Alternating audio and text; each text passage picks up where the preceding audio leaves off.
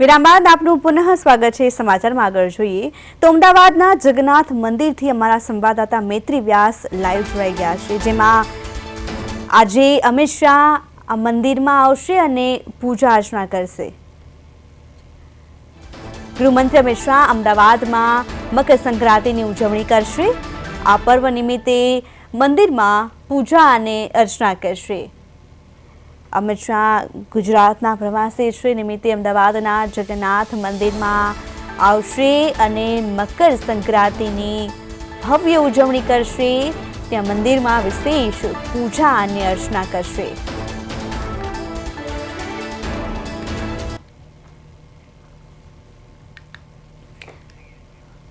વધુ માહિતી માટે અમારા સંવાદદાતા મૈત્રી વ્યાસ લાઈવ જોડાઈ ગયા છે।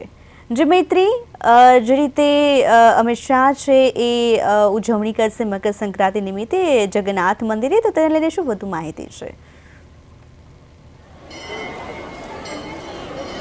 जी बिल्कुल, जे प्रमाणे बात करवामां आवे प्रियल के आज उत्तरायणना दिवसे अमित शाह अमदावादमां छे, अमदावादना प्रवासे छे अने अमदावादमां विविध जग्याए आज उत्तरायणनी उजवणी करवाना छे। ते पहेला केन्द्रीय गृहमंत्री अमित शाह आज जगन्नाथ मंदिरे आवशे। मंदिरे दर्शन कर्या बाद आज ते गौपूजन करशे।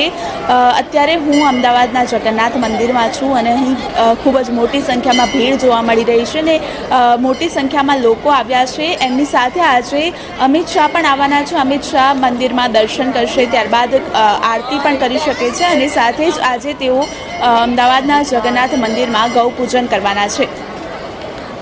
जी મૈત્રી, અમિત શાહના દિવસ દરમિયાન કયા કયા કાર્યક્રમો યોજાવાના છે અને રૂપરેખાઓ શું છે આગામી કાર્યક્રમોને લઈને? जी बिल्कुल प्रियल, जे प्रमाणे बात करवामां आवे तो सौ प्रथम तेओ અહીં જગન્નાથ મંદિર ખાતે પૂજન કરશે અને ત્યારબાદ તેઓ અલગ અલગ જગ્યા પર જઈને ઉત્તરાયણની ઉજવણી કરવાના છે, જેમાં સૌ પ્રથમ તેઓ ભૂમિપૂજનમાં જશે અને ત્યારબાદ નારણપુરામાં તેઓ પતંગ ચગાવશે અને ઉત્તરાયણની ઉજવણી કરશે। ત્યારબાદ ફરી નવા બારડજમાં પણ તેઓ પતંગ ચગાવશે અને ઉત્તરાયણની ઉજવણી કરવાના છે। जी મૈત્રી, મંદિરમાં આજે મકર સંક્રાંતિનો પર્વ છે, તેને લઈને કેવો માહોલ છે અને ખાસ અમિત શાહ જે આવી રહ્યા છે ત્યારે સુરક્ષાને લઈને કયા પગલાં લેવામાં આવ્યા છે અને ભક્તોમાં કેવો ઉત્સાહ છે, કેવો આનંદ છે? जी बिल्कुल प्रियल, बात करवामां आवे तो अत्यारे मंदिरमां मोटी संख्यामां भक्तो हाजर छे। सवारथी ज लांबी लाइनो जोवा मळी रही छे। सवारथी ज मोटी संख्यामां लोको भगवान जगन्नाथना दर्शन करवा माटे आवी रह्या छे अने मोटी संख्यामां लोको दर्शने आवी रह्या छे।